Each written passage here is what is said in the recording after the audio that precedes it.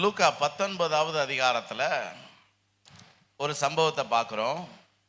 சகேயு என்ற ஒருவன், அவன் வரி வசூலிக்கிறவர்களுக்கு தலைவன். அந்த நாட்கள்ல ஒரு ஒரு பிரைவேட் ஏஜென்சி மாதிரி, ஒரு தனியார் நிறுவனம் ஜனங்கள்ட்ட இருந்து வரியை வசூல் பண்ணி கவர்மெண்ட்டுக்கு கொடுப்பாங்க.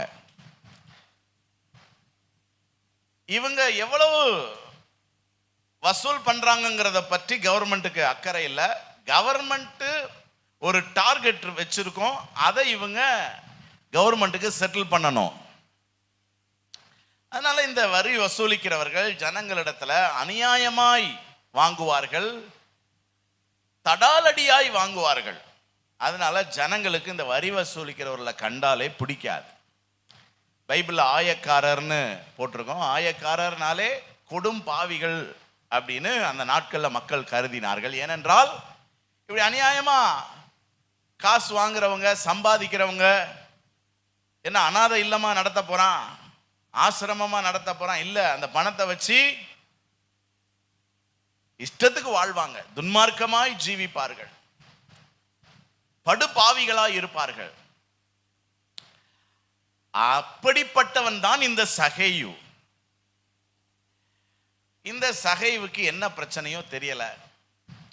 நீங்க 3வது வசனத்தை பார்த்தீங்கன்னா, இயேசு எப்படிப்பட்டவரோ என்று அவரை பார்க்க வகை தேடினான். என்ன சகேயுவுக்கு திடீர்னு என்ன ஆசை? இயேசுவை பார்க்கணும். அவன் குள்ளனானபடியினால் ஜனக்கூட்டத்தில் அவரை காணக்கூடாமல் அவர் போகும் வழியில் முன்னாக ஓடி அவரை பார்க்கும்படி ஒரு காட்டத்தி மரத்தில் ஏறினான். இந்த இயேசுவை பார்க்க வகை தேடினான் அப்படிங்கிறது ஆங்கில மொழிபெயர்ப்பில் எப்படி இருக்குதுன்னா, he wanted desperately to see Jesus. அதாவது இயேசுவை பார்க்க அவன் அளவற்ற ஆசையா இருந்தான் அப்படின்னு போட்டிருக்கு. சாதாரணமா பார்க்கணும்னு நினைக்கல, அவன் அவரை பார்க்க அளவற்ற ஆசையா இருந்தான் அப்படின்னு போட்டிருக்கு. அப்ப ஏதோ சும்மா பார்க்கறதுக்கு போயிருப்பானோ அப்படின்னா இல்ல, அவனுக்கு ஏதாவது ஒரு தேவை இருந்திருக்கும். ஏன்னா அவன் கேள்விப்படுறான், இயேசு நன்மை செய்கிறவராய் சுற்றி திரிகிறார்னு. இவனுக்கு என்ன பிரச்சனைன்னு தெரியல. ஒருவேளை இவ்வளவு பாவம் செய்யறவனுக்கு எப்படி சமாதானம் இருக்கும்? அல்லது நிச்சயம் இவனுக்கு சத்துருக்கள் இருப்பாங்க. அவன் எவனாவது போன் பண்ணி உன்னை கொல்லாம விட மாட்டேன்னு சொல்லி மிரட்டி இருந்திருக்கலாம். என்ன நமக்கு தெரியல, என்ன பிரச்சனையில இவன் சிக்கினான்னு தெரியல. ஏதோ இவனுக்கு ஒரு விடுதலை தேவை. அதனால அவன் இயேசுவை பார்க்கணும்னு என்ன செய்யறான், விரும்புறான். இப்படி ஒரு பர்பஸா இயேசுவை பார்க்கணுங்கிறது தப்பு கிடையாது. ஒரு தேவைக்கு இயேசுவை பார்க்கணும்னு விரும்புறது தப்பு கிடையாது. ஏன்னா இயேசுவே சொன்னார், பிணியாளிகளுக்கு வைத்தியன் தேவையே அல்லாமல் சுகமானவர்களுக்கு அல்ல. அதனால நம்ம ஒரு பர்பஸா ஆண்டவரை தேடி போறத ஆண்டவர் குத்தமா எடுத்துக்கிறது இல்ல. இப்ப என்ன பிரச்சனைனா, தேவைப்படும் போது கூட நம்ம ஆண்டவரை தேட மாட்டேங்கிறோங்கிறது தான் பிரச்சனையில. கூட அவரை பார்க்க நமக்கு ஒரு ஆசை வரமாட்டேங்குதுங்கிறது தான் பிரச்சனை. என்ன அதுவும் இவன் ஆங்கிலத்தில் அந்த வார்த்தை ரொம்ப அழகா இருக்கு, டெஸ்பரேட்லி அப்படின்னா. பாருங்க, மரத்து மேல ஏறுறாங்க இயேசுவை பார்க்கணும்னு. அப்படின்னா என்ன அர்த்தம்? ஒருவேளை கூட்டத்துக்குள்ள அவரை பார்க்க முடியாம போயிருமோ. ஏன்னா இவன் கொஞ்சம் குள்ளமாவும் இருப்பான். இத்தனைக்கும் இவன் பெரிய ஆபீசர். அவன் ஒரு மரத்து மேல ஏறிக்கிட்டு இருந்தா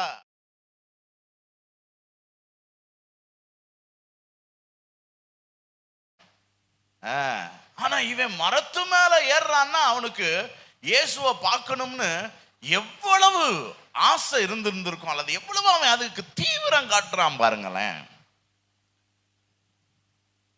இவனை மாதிரி யார் தேவனை பார்க்கணும்னு ரொம்ப அளவற்ற வாஞ்சியோடு இருக்கிறாங்களோ நிச்சயமா அவங்க கர்த்தரை பார்ப்பாங்க. சகை இயேசுவை பார்த்தானா? அவன் காட்டத்தி மரத்துல ஏறி உட்கார்ந்து இருக்கிறான். இயேசு அந்த வழியா வர்றாரு. கரெக்டா அவனுக்கு கீழே வந்தோடனே அண்ணாந்து பார்த்து, சகைவே சீக்கிரமா இறங்கி வா, உன் வீட்டுல வந்து நான் தங்கணும் அப்படிங்கிறாங்க. ஏங்க இவங்க ரெண்டு பேருக்குள்ள ஒரு அறிமுகம் கூட நடக்கலைங்க.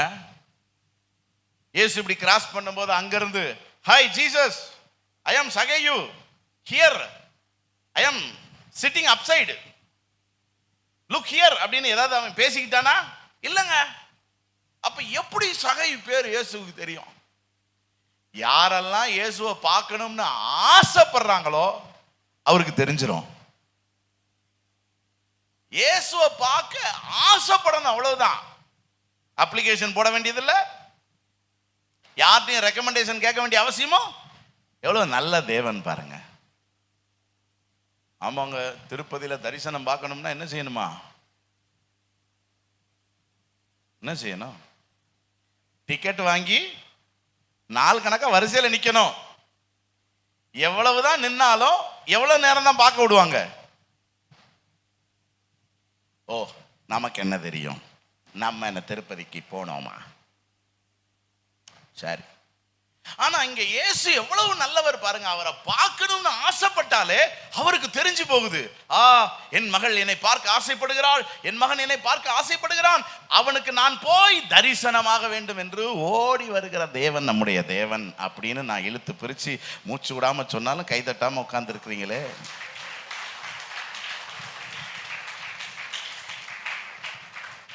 Thank you, thank you. எவ்வளவு நல்ல தேவன் பாருங்க. இவர் இந்த மாதிரியான சம்பவம் சகை வாழ்க்கையில மட்டும் இல்லைங்க, நீங்க பல பேரை பார்க்கலாம். இயேசு இறந்துட்டாரு, அடக்கம் பண்ணிட்டாங்க, கல் வச்சு மூடி இருக்கு. அவங்க சம்பிரதாயப்படி 3வது நாள் அந்த உடம்புக்கு வாசனை திரவியங்கள் பூசணும். அதனால சில சகோதரிகள் அதிகாலையில் அதிக இருட்டோடு கிளம்பி வர்றாங்க. வந்தா இங்க கல்லு திறந்து இருக்குது. கல்லறைக்குள்ள இயேசுவின் சரீரத்தை காணோம். ஒரு தூதன் என்ன சொல்றான்னா, அவர் இங்கே இல்லை, அவர் உயிர் தெழுந்தாருங்கிறான். இன்னைக்கு ஒருவேளை அப்படி ஏதாவது ஒண்ணு கேள்விப்பட்டோம்னா நம்புற மாதிரி இருக்கும், என்ன நிறைய நமக்கு தெரியறதுனால. ஆனா அன்னைக்கு இருக்கிறவங்களுக்கு இயேசு உயிர் தெழுந்தாருன்னா நம்புற மாதிரியா இருக்கும்? ஒரு சில சகோதரிகள் அப்படியான்னு கேட்டுட்டு போயிருச்சுங்க. ஆனா மகதலேனா மரியாள் மட்டும் என்ன செய்யல, போகல. அவ அந்த தோட்டத்துக்குள்ளேயே சுத்திக்கிட்டே இருக்கிறா பாருங்க. அவளுக்கு அந்த இத்தனைக்கும் இயேசுவை உயிரோட அவ எதிர்பார்க்கல. அவ அந்த சரீரம் எங்கேயாவது யாராவது தூக்கிட்டு போய் எங்க வச்சுட்டாங்களோ அப்படின்னு அவளுக்கு அந்த ஏக்கம். நான் சொன்னேன்ல, அவரை பார்க்கணும்னு ஆசைப்பட்டாலே அவர் என்ன செஞ்சிருவாரு, வந்துருவாருங்க. அங்க ஒருத்தர் நின்னார், தோட்டக்காரர்னு நினைச்சு, ஐயா தோட்டக்காரரே, எங்க இயேசுடைய உடலை பார்த்தீங்களா? நீங்க எங்கேயாவது எடுத்துட்டு போய் பம்ப் செட்டுக்குள்ள ஒளிச்சு வச்சிருந்தீங்கன்னா சொல்லுங்க, நான் போய் அதை எடுத்துக்கிறேன் அப்படின்னு கேட்கிறா. உடனே அவர் மரியாளே அப்படின்னாரு. தோட்டக்காரருக்கு நம்ம பேர் எப்படி தெரியும்?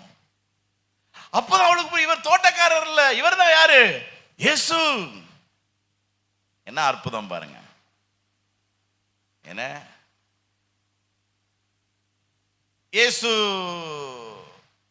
சீசர்கள் பார்க்க வந்தார், பூட்டப்பட்ட அறைக்குள்ள. எல்லாருக்கும் தரிசனமானார். கவலைப்படாதீங்கப்பா, சமாதானமா இருங்க, நான் உசுரோட தான் இருக்கிறேன், அழாதீங்க, நம்ம எல்லாம் பார்த்துக்கலாம் அப்படின்னு சொல்லிட்டு போயிட்டார். அங்க தோமா இல்ல, அவன் வெளியே இருந்து வரான். எல்லாம் சொல்றாங்க, இயேசு வந்தார். கதை விடாதீங்கப்பா, சும்மா நல்லா தூங்க வேண்டியது குரட்டை விட்டு சொப்பனம் கண்டுட்டு இயேசு வந்தாருங்கிறது. அது எப்படி வருவார்? அவர் தான் இறந்துட்டார்ல, வந்தாரியா? நான் நம்ப மாட்டேன். ஈட்டியில குத்துன அந்த காயம் இருக்குல்ல, அதுக்குள்ள என் கையை விட்டு பார்க்கணும். ஆணி அடிச்ச அந்த ஓட்டைக்குள்ள என் விரல விட்டு, அப்பதான் நம்புவேன். பாருங்க, இவன் அவிசுவாசி. அவன் நம்பிக்கையிலனாலும் பார்க்கணும் பார்க்கணும் நான்ல விட்டு பார்க்கணும்னா, விரல விட்டு பார்க்கணும்னா, பார்க்கணும் பார்க்கணும் நான்ல வந்துட்டாருங்க தோமா. இங்க வாமா, உன் விரல விட்டு பாருமா, இங்க பாருமா. கவனிங்க, இயேசுவை பார்க்கணும்னா பார்க்கணும் சொன்னாலே போதும். சொல்லுங்க பார்க்கலாம், பார்க்கணும். அந்த ஆசை, அந்த விருப்பம், அந்த ஏக்கம், அது போதுங்க. எத்தனை பேர் இயேசுவை பார்க்கணும்னு விரும்புறீங்க? நீங்க சொல்ற அல்லேலூயாவை பார்த்தா எனக்கு வேற மாதிரி ஒண்ணு தோணுது. தெரியுமா, என்னத்துக்கு இவரை பார்த்துக்கிட்டு? நமக்கு எத்தனையோ சோழி என்ன செய்யுது இருக்கு. அப்படிதான் நினைக்கிறீங்க இல்லையா? எத்தனை பேருக்கு இயேசுவை பார்க்கணும்? ஏன் பார்க்கணும்னா, அவரை பார்த்தா நமக்கு ஏதாவது நடக்கும். புரியுதா? அவரை பார்த்தா நமக்கு ஆசீர்வாதம். ஏங்க, ஒரு கலெக்டரை பார்த்தா அல்லது ஒரு முதல்வரை சந்திச்சு மனு கொடுத்தா அல்லது நம்ம ஊர்ல இருக்கிற மந்திரியை பார்த்து கோரிக்கையை வச்சா பிரச்சனை எல்லாம் தீரும்னு நம்புற நம்ம, சர்வ பூமிக்கு ஆண்டவரா இருக்கிற அவரை பார்த்தா நம்ம பிரச்சனையெல்லாம் மாறும்னு ஏன் நம்ப மாட்டேங்கிறோம்? கொஞ்சம் யோசிங்க. நீங்க அவரை சந்திச்சா உங்க கடன் பிரச்சனை மாறும். நீங்க அவரை பார்த்தா உங்க வியாதி எதுவா இருந்தாலும் சுகம் அடையும். ஏன்னா நீங்க அவரை சந்திச்சீங்கன்னா உங்க வாழ்க்கைக்கு ஒரு ஆலோசனை என்ன செய்யும்? கிடைக்கும். உங்க வாழ்க்கையில் இருக்கிற திருமண தடைகள் மாறும். உங்க வாழ்க்கையில் இருக்கிற குறைவுகள் நிறைவாகும். பைபிள் அப்படி சந்திச்சு அவர்கிட்ட இருந்து நன்மை பெற்றவங்க ஏராளமான பேர் இருக்கிறாங்க. ஏராளமான பேர் இருக்கிறாங்க. சகையுக்கு இயேசுவை பார்த்ததுனால நன்மை நடந்துச்சா இல்லையா? ஆண்டவர் சொன்னார், இன்று இந்த வீட்டுக்கு ரட்சிப்பு, இனி நீ பாவம் செய்ய மாட்ட, இனி நீ யார்ட்டையும் அநியாயமா செய்ய மாட்ட, காசு வாங்க மாட்ட, இனி உன்னைய ஜனங்கள் யாரும் சபிக்க மாட்டாங்க, இனி நீ ஜனங்களுக்கு ஆசீர்வாதமா இருப்ப. அன்னையில தான் வாழ்க்கை தலைகீழ என்ன செஞ்சிருச்சு? மாறிடுச்சு. ஒரு நாள் பேதுரு ராத்திரி முழுசும் மீன் பிடிச்சா ஒரு மீன் கூட கிடைக்கல. காலையில வெறும் வலையை அலசிக்கிட்டு இருக்கான். அந்த கரையோரமா வந்த இயேசுநாதர் பேதுருட்ட, உன் படகுல ஏறி ஒரு 10 நிமிஷம் பிரசங்கம் பண்ணிக்கிட்டுமான்னு கேட்டாரு. ஏறுங்க பண்ணுங்கன்னா. பிரசங்கம் பண்ணி முடிச்ச உடனே பேதுருவை பார்த்தாரு. வாடி போன முகம், வறண்ட கண்கள். பாப்பா போய் மீன் பிடிச்சிட்டு வரோம்னு கூட்டு போய் 2 படகு நிறைய மீன்களை பிடித்து கொடுத்தாரு. அன்னைக்கு இந்த பேதுரு இயேசுவை சந்திக்கலனா மீன் கிடைச்சிருக்குமா? அப்ப இயேசுவை சந்திச்சா உங்க பிசினஸ் ஆசீர்வாதமா இருக்கும். இயேசுவை சந்திச்சா உங்க பொருளாதாரம் மேம்படும். புரியுதா உங்களுக்கு? ஆமா. 38 வருஷமா ஒருத்தன் படுத்து கிடக்குறான். அவன் இயேசுவை கூட எதிர்பார்க்கல, அவருக்கு அசிஸ்டன்ட் வந்தாலே போதும்னு எதிர்பார்த்துக்கிட்டு இருந்தான். ஒரு தூதன் வந்து குளத்தை கலக்குனா போதும் நான் சுகமாயிருவேன்னு. அந்த எதிர்பார்ப்புக்கு இயேசுவே வந்தார். இயேசுவை பார்த்த அன்னையோட 38 வருஷ படுக்கை முடிவுக்கு வந்தது. பெட்டை தூக்கிட்டு வீட்டுக்கு போயிட்டான்.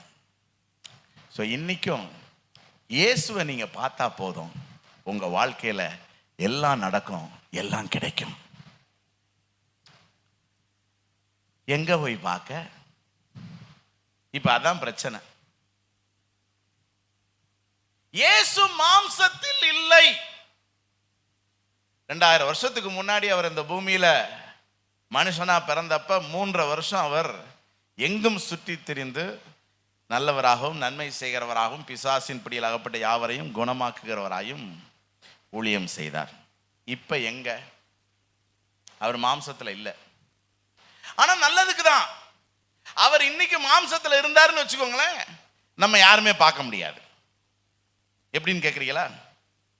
எத்தனை பேர் முதல்வர் ஸ்டாலினை பார்த்திருக்கிறீர்கள்? இல்ல. எத்தனை பேர் பாரத பிரதமர் நரேந்திர மோடியை பார்த்திருக்கிறீர்கள்? இந்த படத்துல பார்க்கறத நான் சொல்லல. ஆமா, இயேசுநாதர் கூட தான் படத்துல பார்க்கிறோம்.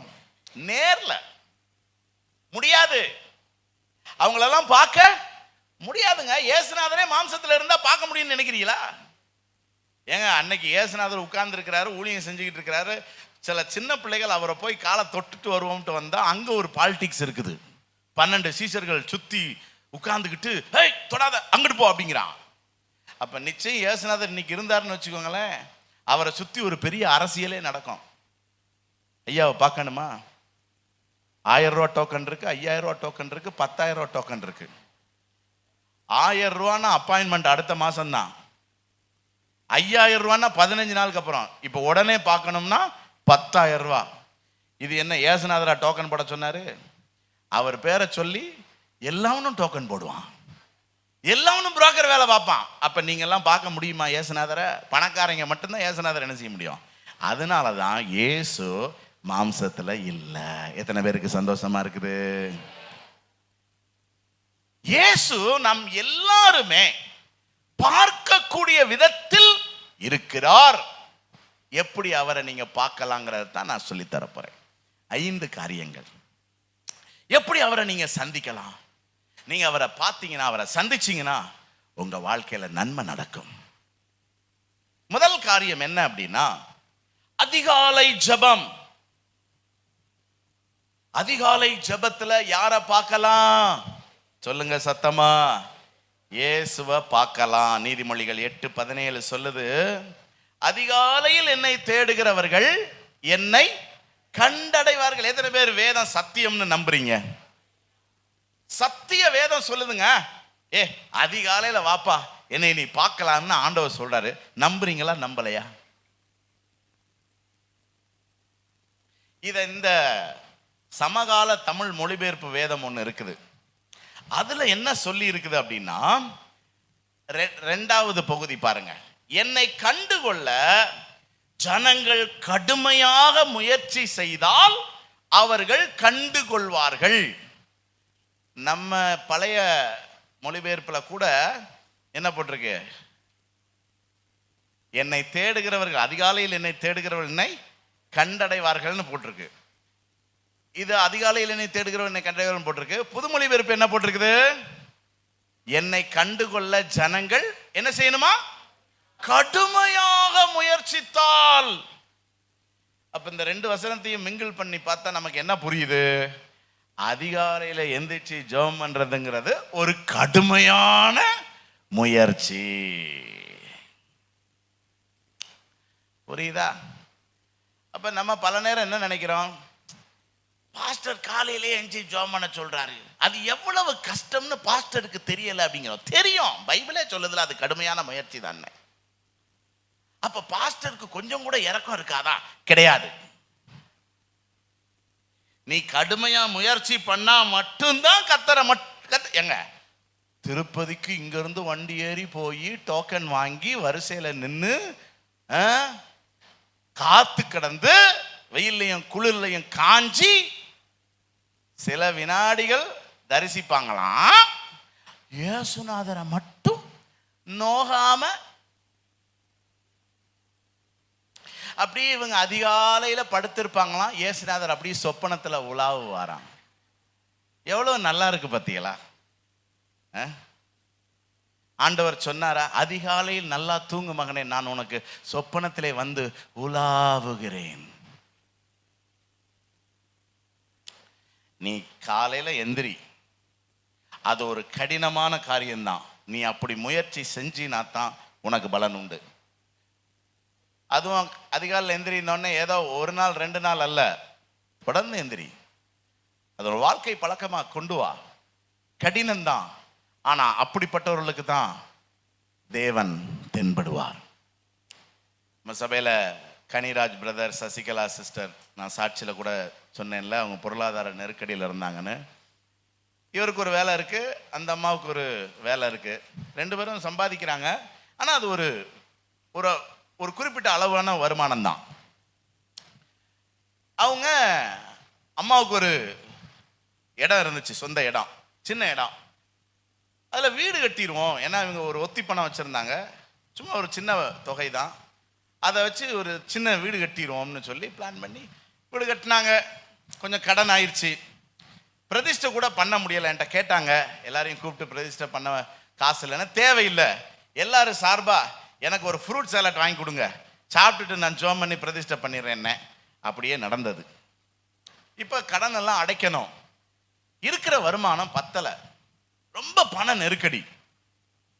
இப்போ அவங்க ரொம்ப தீவிரமா ஜெபிக்கிறாங்க, ஆண்டவரே ஏதாவது நீங்க செய்யணும், ரொம்ப தீவிரமா ஜெபிக்கிறாங்க. அப்ப இவர் கனிராஜ் பிரதர் நல்லா தீவிரமா ஜெபிக்கிற ஆள் தான், தெரியும் எல்லாருக்கும். இந்த சகோதரி பலவீனப்பட்ட சகோதரி. கொஞ்ச நாளைக்கு முன்னாடி கூட ஒரு ஆபரேஷன்லாம் நடந்துச்சு. அதனால காலையில எந்திரிக்கிறது ரொம்ப கஷ்டம். ஏன்னா அது காலையில ஃபுல்லா வேலைக்கு போகுது, வீட்டுக்கு வந்து பிள்ளைகளை கவனிக்கணும், சமைக்கணும், வீட்டு வேலையெல்லாம் செய்யணும். அதனால காலையில எந்திரிச்சு ஜெபம் பண்றது கஷ்டம். ஆனா அந்த சகோதரி என்ன சொன்னாங்க தெரியுமா? பாஸ்டர், இவ்வளவு கடனை வச்சுட்டு காலையில தூங்குனா எப்படி பாஸ்டர் ஆசீர்வாதமா இருக்க முடியும்? பரவாயில்ல, நம்ம விசுவாசிகளுக்கு கூட நல்ல மூளை என்ன செய்யுது. வேதம் என்ன சொல்லுது? என்ன சொல்லுது? நான் வேற சப்ஜெக்ட் போறேன். சோம்பேறி குளிருகிறதென்று நல்லா தூங்குவான், அறுப்புல அவனுக்கு பிச்சை கேட்டாலும் என்ன கிடைக்கும்? ஒன்னும் கிடைக்காது. இன்னொரு வசனம் இருக்கு, சோம்பேறியோ பகுதி கட்டுகிறான். செல்வின் பாஸ்டருடைய டிரான்ஸ்லேஷன்ல என்ன போட்டிருக்கு தெரியுமா? சோம்பேறி வட்டி கட்டுகிறான். பகுதினா என்னது? வட்டி. அப்ப காலையில தூங்குற ஆளு கண்டிப்பா என்ன கட்டும்? அந்த சகோதரி சொன்னாங்க, கஷ்டம்தான் பாஸ்டர், ஆனாலும் எந்திரிச்சு பொருத்தனையோட ஜெபம் பண்ணேன்.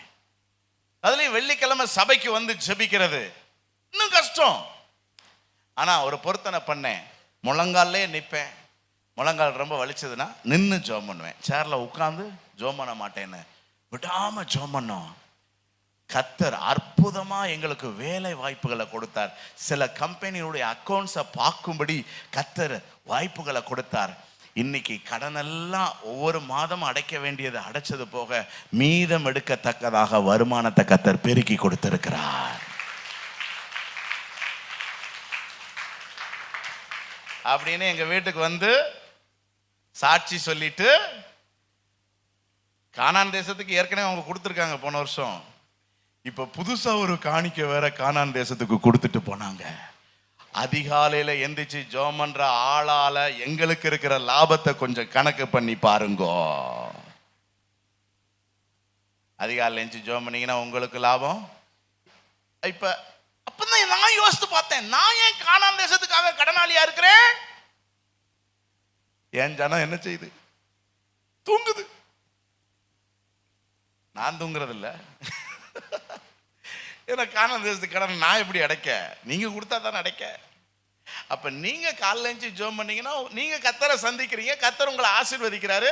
மீதம் எடுக்கிறத கொண்டு வந்து கானான் தேசத்துக்காக என்ன செய்ய போறீங்க? கொடுக்க போறீங்க. கணக்கு டேலி ஆகுதா? அதிகாலையில் தேடுகிறவர்கள் என்னை. இயேசுவை எங்க பார்க்கலாம்?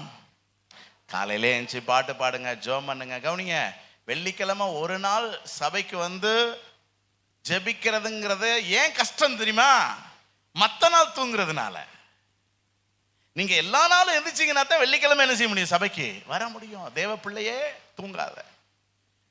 தூங்காதீங்க, எந்திரிங்க. பழகிறோம். தேவை தேவனை பார்க்கணுங்கிற சொல்லுங்க ஆசை, டெஸ்பரேட்லி ஒரு தவிப்பு. அவன் காட்டத்தி மரத்துல ஏறுறாங்க. எப்படிங்க? ஒரு குள்ளை வேற எப்படி ஏறி இருப்பான்? டபக்கு டபக்கு டபக்குன்னு. டீசென்டாவா இருக்கும். கஷ்டம். மேல ஏறி எறும்பு கடிக்கும், என்ன சொரிய முடியாது. கையெடுத்தான்னா குப்புற விழுந்துருவான். அதை 4 பேர் என்ன செஞ்சிருப்பான்? பார்த்து கிண்டல் பண்ணியிருப்பான். கல்லை விட்டு கூட என்ன செஞ்சிருந்திருப்பான்? எரிஞ்சிருந்திருப்பான். ஆனா அவனுக்கு அவரை பார்க்க ஆசை. எத்தனை பேருக்கு இயேசுவை பார்க்க ஆசை? ஆண்டவர் அதிகாலையில் எஞ்சி ஜெபம் பண்ண சொன்னா பழகுங்க. பழகிறோம். ஏங்க ராத்திரி முழுசும் பஸ் ஓட்டுறாங்க, சொல்லுங்க, ஓட்டுறானா இல்லையா? ஏன் ஓட்டுறான்? வாழ்வாதாரம் பழகிருச்சுல அவனுக்கு. செத்தா போயிட்டான். நமக்கு காலையிலே பாஸ்டர் எந்திரிச்சிட்டா அதுக்கப்புறம் ஃபுல்லா தலை சுத்திக்கிட்டே இருக்கும். தலை சுத்தல பேயாடுது. பழகுங்க, ஆண்டவர்ட்ட கிருபையை கேளுங்க. அதிகாலையில் என்னை தேடுகிறவள் என்ன. ஆண்டவர் கவனிங்க, இது போன வாரம் அந்த 1ஆம் தேதி வாக்குத்தத்த செய்தியில சொன்னதுதான். தேவன் தேவ பக்தியை எளிமையாக்குறதே கிடையாதுங்க. நல்லா புரிஞ்சுக்கோங்க. உனக்கு இது கஷ்டமா இருக்கா, அப்ப நீ அப்புறவான்னு சொல்றதே கிடையாது. ஆண்டவர் அதை காம்ப்ரமைஸ் பண்ணவே இல்லை. தேவனுடைய பெட்டி சுமக்கணும். மாட்டு வண்டியில் என்ன செய்யக்கூடாது, மாட்டு வண்டியில கொண்டு போறது ஈஸி, ஆனா கர்த்தர் அடிப்பார். தூக்கு, கஷ்டம்தான், தூக்கி நட. தேவ பிரசன்னத்தை சுமக்கணும். எத்தனை பேர் ஒப்பு கொடுக்குறீங்க? ஒரு பழைய பாடல் ஒன்று உண்டு, ரொம்ப அருமையான ஒரு பாட்டு. அதை பாடுவோமா? ஜி 4 வாசிப்பா. இயேசுவை நாம் எங்கே காணலாம், அவர் பேசுவதை எங்கே கேட்கலாம். இயேசுவை காணலாம், பனி படர்ந்த மலையின் மேலே பார்க்க முடியுமா, கனி நிறைந்த சோலையின் நடுவே காண முடியுமா. இயேசுவை நாம் எங்கே காணலாம், அவர் பேசுவதை எங்கே கேட்கலாம். இயேசுவை நாம் எங்கே காணலாம். இந்த பக்தன் அப்படியே இயேசுவை எங்க பார்க்கலாம்? பனி படர்ந்த மலையின் மேல பார்க்க முடியுமா, கனி நிறைந்த சோலையின் நடுவே பார்க்க முடியுமா அப்படிலாம் அவர் சிந்திக்கிறார். ஓடுகின்ற அருவியெல்லாம் தேடி அலைந்தேனே, ஆடுகின்ற அலைக்கடலில் நாடி அயர்ந்தேனே, தேடுகின்ற என் எதிரே தெய்வத்தை காணேனே, பாடுபடும் ஏழை நான் அழுது வாடினேனே. பாருங்க, ஓடுகின்ற அருவியெல்லாம் தேடி அலைந்தேன், அலை கடலெல்லாம் தேடி பார்த்து அயர்ந்தேன், தேடுகிற என் எதிரே தெய்வத்தை காண முடியல, பாடுபடும் ஏழை அழுது வாடினேன். இயேசுவை நாம் எங்கே காணலாம், அவர் பேசுவதை எங்கே கேட்கலாம். எங்கே காணலாம், வானமதில் பவனி வரும் கார்முகில் கூட்டங்களே, வந்தருளும் இயேசுவையே காட்டிட மாட்டீரோ, காலமெல்லாம் அவனியின் மேல் வீசிடும் காற்றே நீ, கர்த்தர் இயேசு வாழும் இடம் கூறிட மாட்டாயோ. அது மேகத்தை கேட்கிறாரு, என்ன இயேசுவை எங்கேயாவது பார்த்தீங்களா, இயேசுவை நான் போய் பார்க்கலாமா. காற்றுட்ட கேட்கிறாரு, இயேசு எங்க இருக்கிறாரு, காட்ட முடியுமா அப்படின்னு விசாரிக்கிறார். இயேசுவை நாம் எங்கே காணலாம், அவர் பேசுவதை. ஓ இயேசுவை நாம் எங்கே காணலாம், கண்ணிரண்டும் புனலாக நெஞ்சம் மணலாக, மண்டியிட்டு வீழ்ந்தேன் நான் திருமறை முன்பாக, விண்ணரச அன்புடனே கண் விழிப்பாய் என்றார், கண் விழித்தேன் என் முன்னே கர்த்தர் இயேசு நின்றார். இப்ப இயேசுவை எங்க பார்க்கிறாரா? ஆண்டவருக்கு முன்னாடி முழங்கால் பழிட்டு ஜெபம் பண்ணி வேதம் வாசிக்கும் போது கர்த்தர் முன்னாடி வந்து நிற்கிறாரு. இயேசுவை நாம் எங்கே காணலாம், அவர் பேசுவதை எங்கே. ஓ இயேசுவை நாம் எங்கே காணலாம். வேதத்துல ஜெபத்தை பற்றி சொல்லி இருக்கு பாருங்க. மத்தேயு 7வது அதிகாரம் 7வது வசனம், கேளுங்கள் அப்பொழுது உங்களுக்கு கொடுக்கப்படும், தேடுங்கள் அப்பொழுது. எத்தனை பேர் காலையில எழுந்து ஜெபிக்க போறீங்க? ஒரு நல்ல தீர்மானம் எடுங்க. நாளைக்கு திங்கட்கிழமை காலை விடியும் போது உங்க முழங்கால் கர்த்தருக்கு முன்பாக முடங்கி இருக்க வேண்டும். ரெண்டாவது, இயேசுவை எங்க பார்க்கலாம்? வேத வசனத்துல பார்க்கலாம். எங்க கையில பைபிள் வச்சிருக்கிறவங்களாம் உயர்த்தி ஆண்டவருக்கு ஒரு 10 ஸ்தோத்திரம் போடுங்க பார்க்கலாம். ஸ்தோத்திரம் ஸ்தோத்திரம் ஸ்தோத்திரம் ஸ்தோத்திரம் ஸ்தோத்திரம். ஏன் நம்ம ஸ்தோத்திரம் போட்டோம் தெரியுமா? கையிலேயே நமக்கு இயேசு இருக்கிறார்.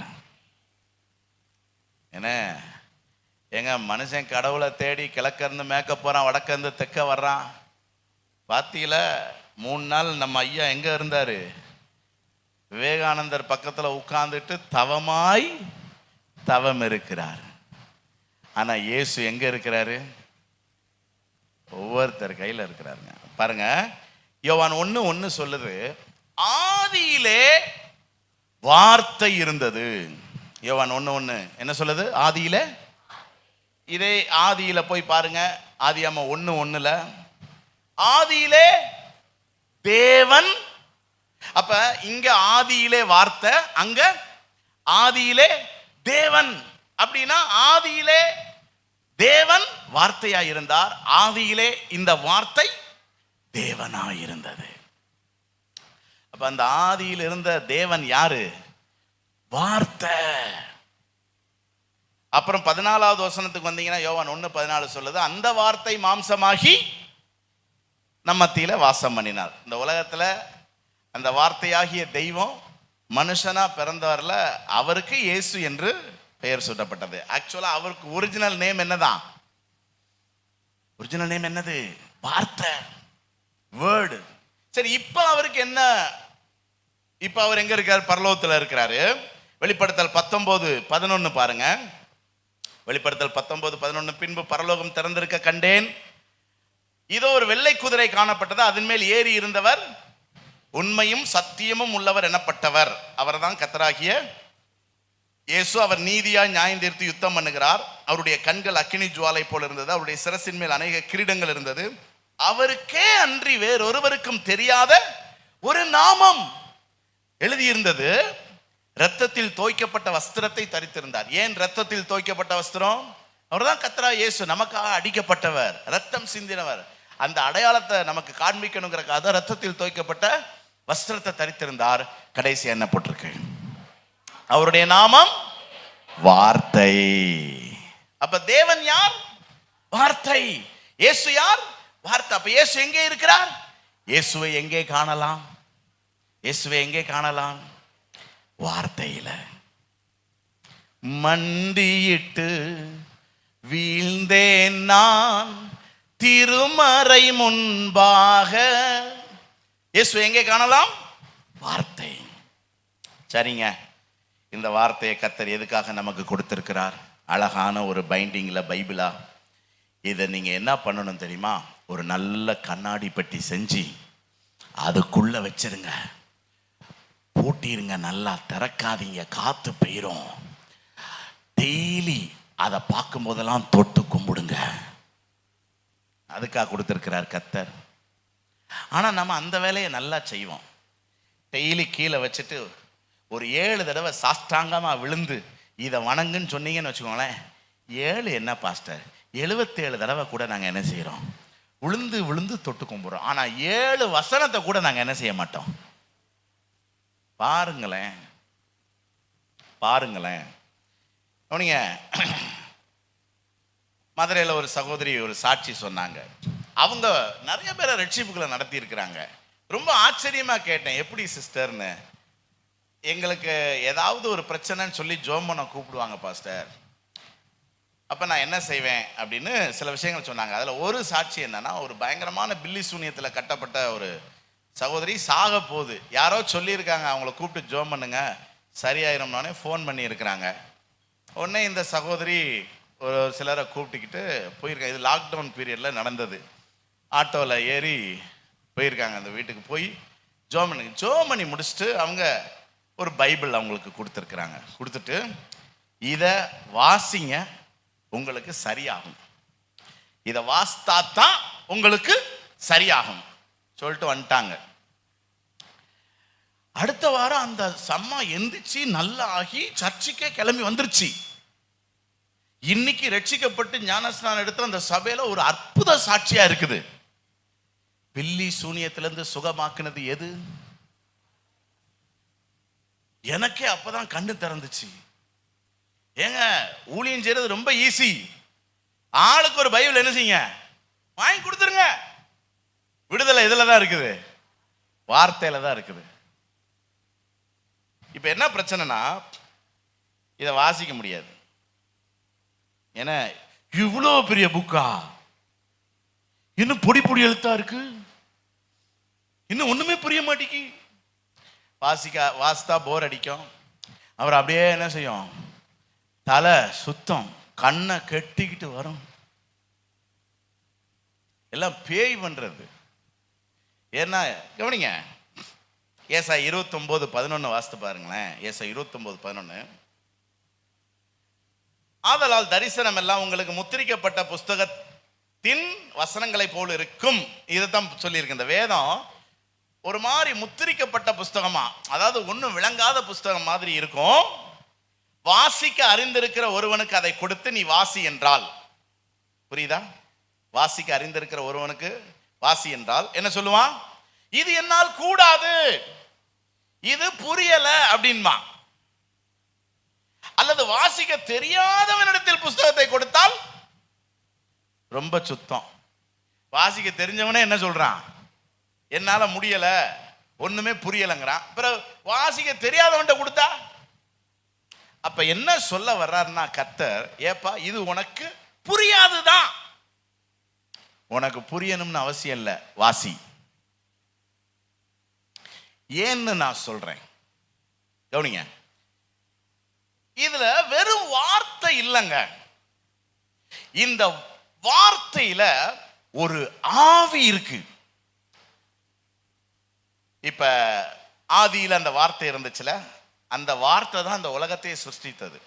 அப்ப வெளிச்சம் உண்டாக கடவது என்றார். அந்த வார்த்தை வெளிச்சம் உண்டாக கடவுதுன்னு அந்த வார்த்தை வெளிப்படும் போது கூடவே என்ன வெளிப்பட்டது தெரியுமா?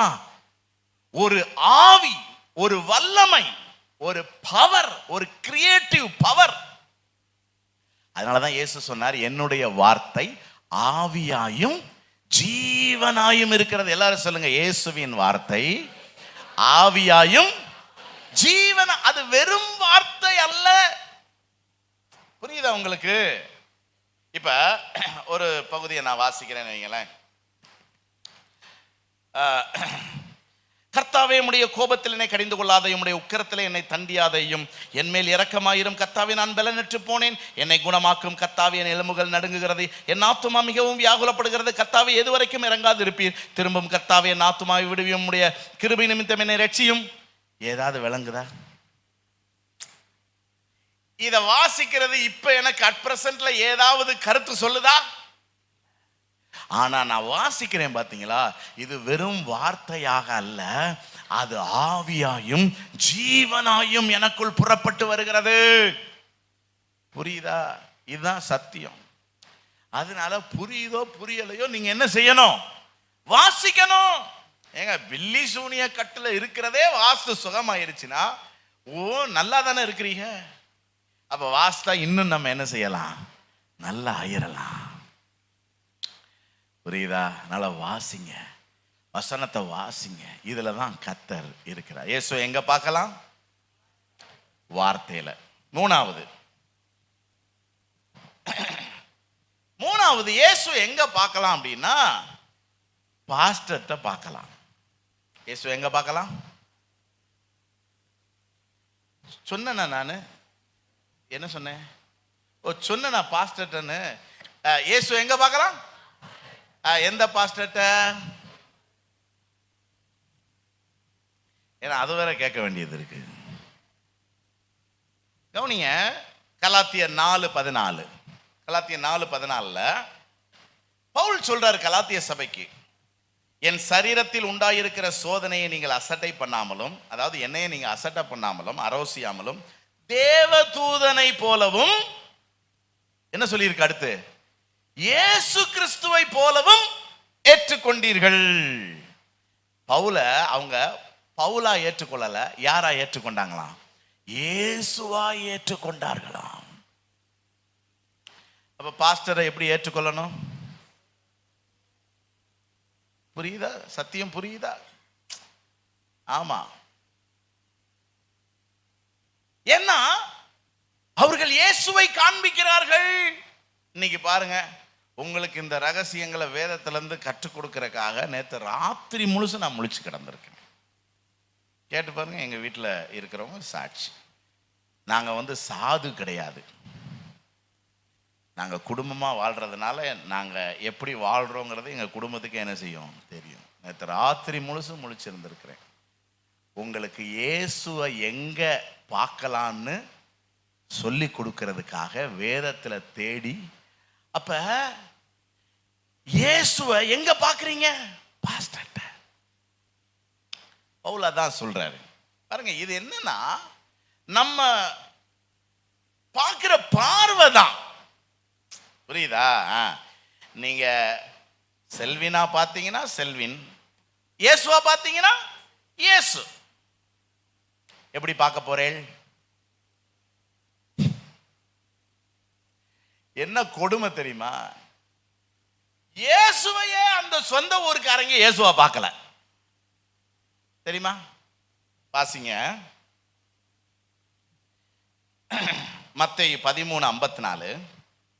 மத்தேயு 13:54. இயேசு தாம் வளர்ந்த ஊரிலே வந்து ஜெப ஆலயத்திலே உபதேசம் பண்ணினார். அவர்கள் ஆச்சரியப்பட்டு, இவனுக்கு இந்த ஞானமும் பலத்த செய்கைகளும் எப்படி வந்தது?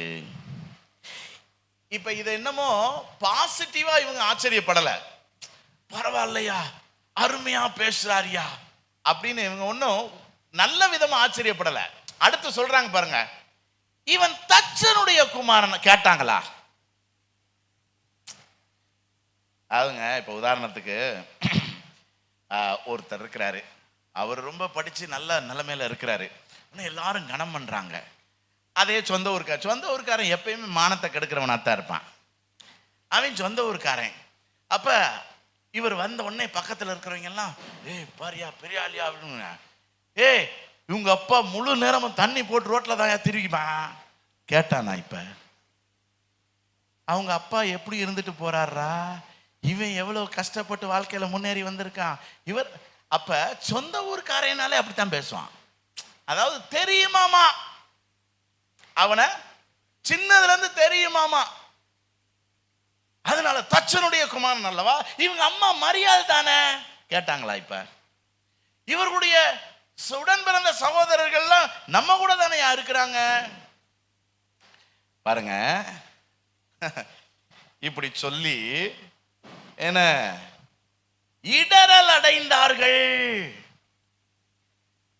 இடரல் அடைந்தார்கள். அடுத்து என்ன போட்டிருக்கு? இயேசு அவர்களை நோக்கி, தீர்க்கதரிசி ஒருவன் தன் ஊரிலும் தன் வீட்டிலுமே என்று வேற எங்கேயும் கனவீன. அப்படின்னா என்ன சொல்ல வராரு? தீர்க்கதரிசிக்கு சொந்த ஊர்ல மரியாதை கிடையாது, பாஸ்டருக்கு சொந்த சபையில மரியாதை. பாஸ்டர் செய்தியை தவிர யூடியூப்ல வர்ற எல்லா செய்தியும் எப்படி இருக்கும்? அருமையாய் இருக்கும். கவனிங்க, உங்களுக்கு இயேசு யாரு தான்? நான் தான். இந்த வாரம் அகஸ்டின் ஜெபக்குமார் பிரதர் வராரு, நல்ல தேவ ஊழியக்காரர். ஆனா அவர் சிவகாசிக்கு இயேசு கிடையாது, அவர் பீகாருக்கு இயேசு. சிவகாசிக்கு இயேசு யாரு தான்?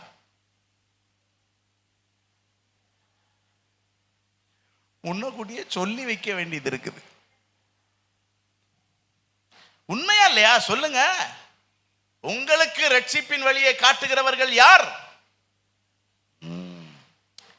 நம்ம பார்க்கிற பார்வைதான். இப்ப இயேசுவா அவங்க கனத்துக்குரியவரா பார்க்கல, இயேசுவா பார்க்கல. அவரை ஒரு மாம்சத்துல இருந்த சின்னதுல இருந்து வளர்ந்த அந்த பக்குவத்துல பார்த்ததுனால என்ன நஷ்டம்? அந்த ஊர்ல இயேசு அற்புதங்களை செய்யவில்லை. போட்டிருக்கா? அவருடைய அவிசுவாசத்தின் நிமித்தம் அவர் அங்கே அநேக அற்புதங்களை, யாருக்கு நஷ்டம்? அதனால இயேசுவை மூணாவதா யார்கிட்ட பார்க்கிறோம்? வரமாட்டிக்குதே. அதுக்கு மேல நானும் என்னை எக்ஸாஜரேட் பண்ணவும் முடியாது, விட்டுட்டேன் உங்ககிட்ட. சரி, அடுத்து நாலாவது இயேசுவை எங்க பார்க்கலாம்? ஆராதனையில பார்க்கலாம். ஏசாயா 6:1 உசியா ராஜா மரணம் அடைந்த அந்த வருஷம் இந்த ஏசாயாவுக்கு ஒரு தரிசனம் உண்டாகுது. அதில் அவர் பார்க்கிற தேவாலயம் முழுவதும் வஸ்திர தொங்கலால் நிறைந்திருந்தது. வஸ்திர தொங்கலை பற்றி வாஸ்தவனே நமக்கு என்ன நினைவுக்கு வருது? ஒரு பெரும்பாடுள்ள ஸ்திரீ 12 வருடமா அவளுக்கு கர்ப்பப்பையில கேன்சர். எல்லா வைத்தியர்கள்ட்டையும் போயிட்டா, ஆஸ்தி முழுவதையும் செலவழிச்சிட்டா, சுகமாகல, மரணத்துக்கு ஏதுவா இருக்கா. ஒரு நாள் இயேசு அந்த வழியா வர்றாருன்னு கேள்விப்பட்டு அவ ஒரு தீர்மானம் பண்றா, நான் பின்னாடி கூடி போய் அவருடைய வஸ்திரத்தின் ஓரத்தை தொட்டால் சொஸ்தமாவேன் என்று வந்தா, தொட்டா, சுகமடைந்தாள். கவனிங்க, இயேசுவின் வஸ்திரத்தை நிறைய பேர் தொட்டுக்கிட்டு இருக்கிறாங்க. இயேசு கூட திரும்பி பார்த்து யார் என்னை தொட்டதுன்னாரு. எல்லாரும் தான் தொட்டுக்கிட்டு இருக்கோம். இப்ப என்ன? என்னிடத்திலிருந்து வல்லமை புறப்பட்டு சென்றது. யாருக்கு? புரியுதா? எல்லாருக்கும் இல்ல. அப்ப ஆலயம் தெய்வீகமான இடம். எத்தனை பேருக்கு இதுல உங்களுக்கு தேவன் இருக்கிறார்னு விசுவாசம் இருக்குது? ஏசாயாவுக்கு அன்னைக்கு ஒரு தரிசனம் கிடைச்சது, இங்க தேவனுடைய வஸ்திரம் இருக்கிறது. ஆனா எல்லாருக்கும் வல்லமை கிடையாது, எல்லாரும் ஆசீர்வதிக்கப்படுகிறதில்ல. யாருக்கு மட்டும்தான் அற்புதம் நடக்கும்? விசுவாசித்தவர்களுக்கு. அதுவும் நம்முடைய வெளிப்பாடு தான். ஆலயமா? அது தேவனுடைய வீடு. நான் சொல்றது உங்களுக்கு புரியுதா? ஆமாங்க, தேவனுடைய வீடு. வேதம் சொல்லுது, ஏலியின் நாட்கள்ல தேவனுடைய வார்த்தை அபூர்வமா இருந்தது. ஏன்னா ஏலியினுடைய பிள்ளைகள் பயங்கர சேட்டை. அதனால தேவ பிரசன்னம் இல்ல, தேவனுடைய வார்த்தை இல்ல, ரட்சிப்பு இல்ல, ஜனங்களுக்கு எந்த ஆசீர்வாதமும் இல்ல. அது ஒரு இருண்ட காலம். அதே காலத்துல தான் அன்னாள் தேவனுடைய ஆலயத்துல போய் அழுது ஜெபித்தாள். அவளுக்கு கர்த்தர் ஒரு ஆண் குழந்தையை கொடுத்தார். நான் சொல்றது உங்களுக்கு புரியுதா? அதே ஆலயம் தாங்க. யாருக்குமே ஆண்டவருடைய வார்த்தை இல்ல, ஆண்டவருடைய அற்புதம் இல்ல. அன்னாளுக்கு மட்டும். நம்ம ஆலயத்தை எப்படி பார்க்கிறோங்கிறது தான் முக்கியம். இந்த ஆலயம் முழுவதும் வஸ்திர தொங்கலால நிரம்பி இருக்குதுன்னு உங்களால பார்க்க முடியுமானால் இன்றைக்கு ஒரு அற்புதத்தை உங்களால பெற்றுக்கொள்ள முடியும். அவர் இங்கே தான் இருக்கிறார். 2-3 பேர் நாமத்தினால் எங்க கூடினாலும், ஆமா, சீயோனை குறித்து சொல்லும் போது இது நான் தெரிந்து கொண்ட ஸ்தலம், இதை நான் விரும்பினபடியினால் இங்க யார் இருக்கா? கர்த்தர் இருக்கிறார். அப்ப நமக்கு ஒரு பயபக்தி வேணும்ல. சர்ச்சில் வந்துட்டு இஷ்டத்துக்கு பேசிக்கிட்டு இருந்தா அதுக்கு பேர் பயபக்தியா? ஏங்க, அவ்வளவு மகிமையான பிரசன்னம் இருக்கிற அந்த ஆலயத்துக்குள்ள நம்ம எப்படி வரணும்? எப்படி இருக்கணும்? எப்படி ஆராதிக்கணும்? எத்தனை மணிக்கு வரணும்? கொஞ்சம் யோசிங்க. நம்ம இஷ்டத்துக்கு வரலாமா? கனவீனம் பண்ணலாமா தேவ பிரசன்னத்தை? ஆராதனையில நம்ம கர்த்தரை என்ன செய்யலாம்? பார்க்கலாம். கடைசியா எங்க இயேசுவை பார்க்கலாம்? உங்க பக்கத்துல இருக்கிறார்ல. யாரு உங்க பக்கத்துல யார் இருக்கான்னு திரும்பி பாருங்க. அவர் தான் இயேசு. உங்க பக்கத்துல உட்கார்ந்து இருக்கிறாங்கல்ல, அவங்கதான் இயேசு. நம்ப முடியல. என்னைய இயேசுன்னு சொல்லும் போது நம்பினீங்களா இல்லையா? உங்களை இயேசுன்னு சொன்னா ஏன் நம்ப மாட்டேங்கிறீங்க? மத்தேயு 25வது அதிகாரத்துல ஒரு சம்பவம் வருது. என்ன சம்பவம்? நியாய தீர்ப்பு நாள்ல ஆண்டவர் மக்களை 2ஆ பிரிக்கிறார். வலது கை பக்கம் ஒரு குரூப், இடது கை பக்கம் ஒரு குரூப். கொஞ்ச நாளைக்கு முன்னாடி தான் இதை நான் செய்தியில சொன்னேன், உங்களுக்கு சொல்லி கொடுத்தேன். வலது கை பக்கம் இருக்கிற ஆடெல்லாம் என்னது? செம்மறி ஆடு. இடது கை பக்கம் இருக்கிறதெல்லாம் வெள்ளாடு. இப்ப வலது கை பக்கம் இருக்கிற ஆட்டை பார்த்து ஆண்டவர் சொன்னாரு, நான் பசியாக இருந்தேன், எனக்கு சோறு கொடுத்தீங்க. தாகமாக இருந்தேன், தண்ணி கொடுத்தீங்க. வஸ்திரம் இல்லாத இருந்தேன், வஸ்திரம் கொடுத்தீங்க. வியாதியாக இருந்தேன், என்னை பார்க்க வந்தீங்கன்னு சொன்னோடனே, எப்போ நீங்கள் பசியாக இருந்தீங்க நாங்கள் சாப்பாடு கொடுத்தோம், எப்போ நீங்கள் வஸ்திரம் இல்லாமல் இருந்தீங்க நாங்கள் வஸ்திரம் கொடுத்தோம். ஆண்டவர் சொன்னார், இந்த சிறியரில் ஒருவனுக்கு எதை செய்தீர்களோ அதை எனக்கு செய்தீர்கள். அந்த சிறியர் யார்? நம்ம என்ன பண்ணுவோம் தெரியுமா? நமக்கு திடீர்னு ஒரு பக்தி கூடின உடனே ஒரு 10 உணவு பொட்டலத்தை வாங்கி கொண்டு போய் பிச்சை எடுத்துக்கிட்டு இருப்பாங்கல்ல, அவங்க கையில போய் இயேசு உங்களை நேசிக்கிறார் அப்படின்னு கொடுப்போம். அந்த பிச்சைக்காரன் அல்லது பிச்சைக்காரி இருக்காங்கல்ல, அவங்க உங்களை விட பணக்காரங்க தெரியுமா?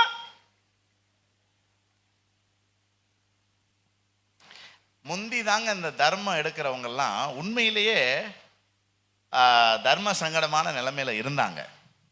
ஆனா அவங்கெல்லாம் அந்த கோயிலில் தான் பிச்சை எடுப்பாங்க. கோயிலுக்கு போறவன் ரொம்ப பிச்சை போட மாட்டான், ஏன்னா மேக்சிமம் உண்டியல்ல போட்டுருவான் உள்ள. இப்போ இவனுக்கு போடுறதுக்கு என்ன இருக்கும்? அதனாலதான் இப்ப இடத்த மாத்திட்டாங்க. இப்பெல்லாம் பாருங்க, பிச்சை எடுக்கிறவன் ஷாப்பிங் காம்ப்ளெக்ஸ்ல நிக்கிறான், முக்கியமா எல்லா ரெஸ்டாரண்ட்லயும் இருப்பான். ஏன்னா உள்ள போய் இவன் 100 கணக்கில் 1000 கணக்கில் சாப்பிட்டு வெளியே வர்றானா, அவன் ஐயான்மா. இவனுக்கு கொஞ்சம் மனசாட்சி உறுத்தும், நம்ம இவ்வளோ ரூபாய்க்கு சாப்பிட்ருக்கோம், அட்லீஸ்ட் 10 ரூபாய் இவனுக்கு என்ன செய்யணும், போடணும். நான் ஒரு நாள் கால்குலேட் பண்ணி பார்த்தேன், இந்த வயசான அம்மா இப்படியெல்லாம் நிற்பாங்கல்ல, ஒருத்தன் 5 ரூபா போடுறானே வச்சுக்கோ, ஏன்னா அதுக்கு கீழே இப்போ 1 ரூபா 2 ரூபாலாம் இல்லை, 5 ரூபா போடுறானே வச்சுக்கோங்களேன், ஒரு 100 பேர்கிட்ட வாங்கினா எவ்வளவு? 500 ரூபா.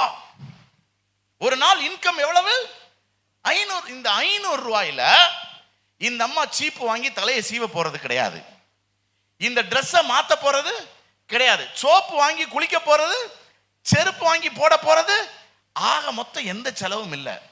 போதா குறைக்கு சில இறக்கப்பட்டவன் 2 பரோட்டா வாங்கி பார்சலை வேற கொடுத்துட்றான். ஆக 3 வேளை உணவு, 2 நேரம் டீ, 500 ரூபாய். எத்தனை பேர் வேலைக்கு வாரீங்க?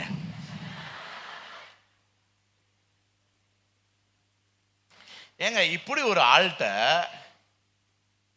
நம்ம பக்தியை காட்டணுங்கிறதுக்காக உணவு பொட்டலத்தை வாங்கிட்டு போய் இயேசு உங்களை நேசிக்கிறார் அப்படின்னு கொடுத்தா அதுவா பக்தி? ஏங்க கூட இருக்கிற ஆளை என்ன செய்யறது இல்ல, கண்டுக்கிறதே இல்ல. ஆண்டவர் சொல்றாரு, உனக்கு அடுத்தவனை நேசி. இந்த உனக்கு அடுத்து உங்க வீட்டுக்காரரு, உங்க மனைவி, உங்க பிள்ளைகள், உங்க பக்கத்து வீட்டுல இருக்கிறவங்க, உங்க மாமியார், உங்க மருமக, இன்லாஸ், ஏத்த வீடு, இவங்களுக்கு நீங்க எதை செய்றீங்களோ அதை எனக்கே செய்றீங்க. எங்க உங்க பக்கத்துல இருக்கிற இயேசுவை ஒரு கருணை கண்ணோடு பாருங்கள், பார்க்கலாம். இயேசு எங்க இருக்கிறாரு? உங்க பக்கத்துல தான் இருக்கிறாரு. ஆண்டவர் சொன்னார்ல, ஏழைக்கு இறங்குகிறவன். அப்ப நீங்க ஏழைக்கு கடன் கொடுக்குறீங்களா, கர்த்தருக்கு கடன் கொடுக்குறீங்களா? அப்ப அந்த கர்த்தர் யாரு? அந்த ஏழை. அப்ப இயேசு எங்க இருக்கிறாரு? அதனாலதான் எம்ஜிஆர்னு நினைக்கிறேன், ஏழையின் சிரிப்பில் யாருன்னு தெரியல, யாரு இறைவனை காண்ப, யாரு சொன்னது?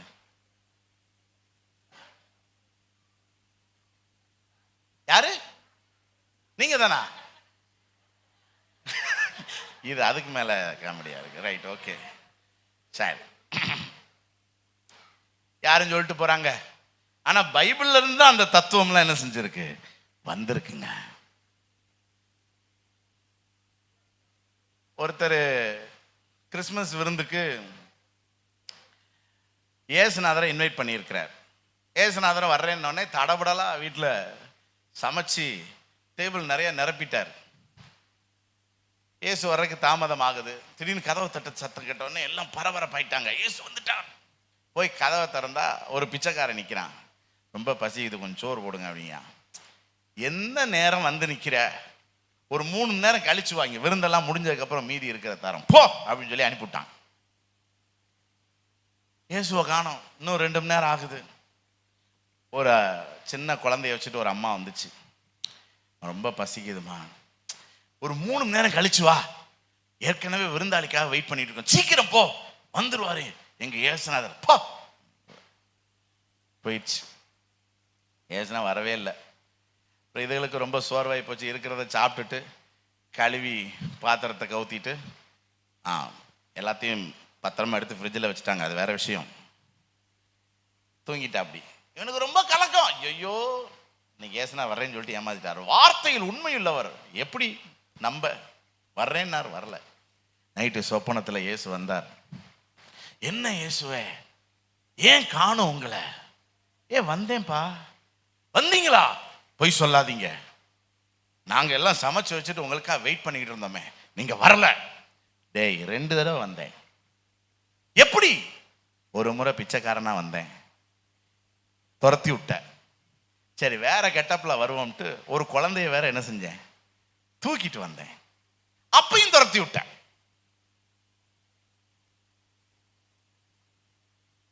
புரியுதா உங்களுக்கு சத்தியம்? இயேசு எங்க இருக்கிறார்? அதனாலதான் காண்கிற சகோதரனிடத்தில் அன்பு கூறுகிறவன். அப்ப நீங்க தேவனிடத்தில் அன்பு கூறணும்னாலே யார்கிட்ட தான் அன்பு கூறணும்?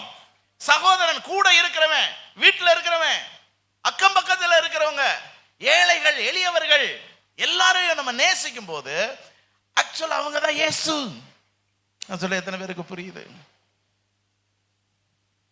5 காரியங்கள் சொல்லி இருக்கிறேன். இயேசுவை நம்ம எங்க பார்க்கலாம்? எத்தனை அற்புதமான வெளிப்பாடு பாருங்க. அவன் இயேசுவை பார்க்க எங்கேயோ ஓடுறான். ஆண்டவர் சொல்றாரு, எப்பா அதிகாலையில் எழுந்துச்சு ஜெபம் பண்ணு, என்னைய பார்ப்ப, வேதத்தை திறந்து வாசி, நான் உங்க கூட பேசுவேன். பாஸ்டர் வழியா நீ என்ன செய்யலாம்? பார்க்கலாம். பார்க்குறீங்களா இல்லையா? பார்க்குறீங்கன்னு என்னத்தை பார்க்குறோம் அப்படின்னு யோசிக்கிறீங்க. வாரம் செய்தி கொடுக்குறேன் இல்லைங்க, இதுதான் கர்த்தருடைய வார்த்தை, இதுதான் இயேசு. ஆலோசனை கேட்குறீங்க, வல்லமை வருது. அப்புறம் 4வது சொல்லுங்க, என்னது? ஆராதனை.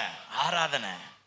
கடைசி 5வது, அக்கம் பக்கத்துல கூட இருக்கிற ஆளை நேசிங்க, அவர் தான் இயேசு. ஸோ இன்னிலிருந்து ப்ரோஸ், உங்க மனைவி எல்லாம் எப்படி பார்க்க போறீங்க? யோசிக்கிறாங்க, யோசிங்க. நீங்க எல்லாம் உங்க கணவரை எப்படி பார்க்க போறீங்க? முந்தி இந்த இலக்கியங்கள்ல கதையெல்லாம் வரும்ல, அப்ப பெண்கள் எல்லாம் எப்படி புருஷனை கூப்பிடுவாங்களாம்? நாதா. யார நாதான்னு சொல்லுவோம்?